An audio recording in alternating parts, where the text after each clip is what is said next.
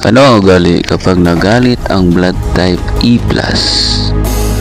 Ayon sa blood type personality theory, ito ang mga general traits ng blood type E.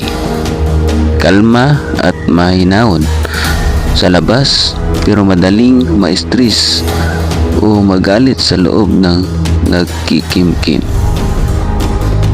Pangalawa, sensitive sa opinion ng iba, ayaw ng gulo.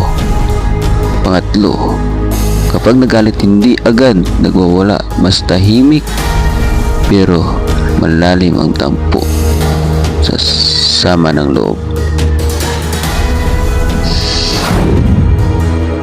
Kapag magalit hindi agad nagwawala, mas tahimik pero malalim ang tampo o sama ng loob. Maaring maging passive aggressive, hindi direktang nagpapakita ng galit pero nagparamdam. Gusto ng order at control, kaya kung may magulo hindi ayon sa plano, naiirita.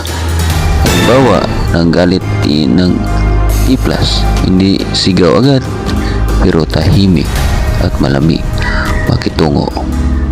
Maaring mag-withdraw o umiwas. Kapag napuno, bigla na lang. Pwedeng sumabog pero bihira. God bless.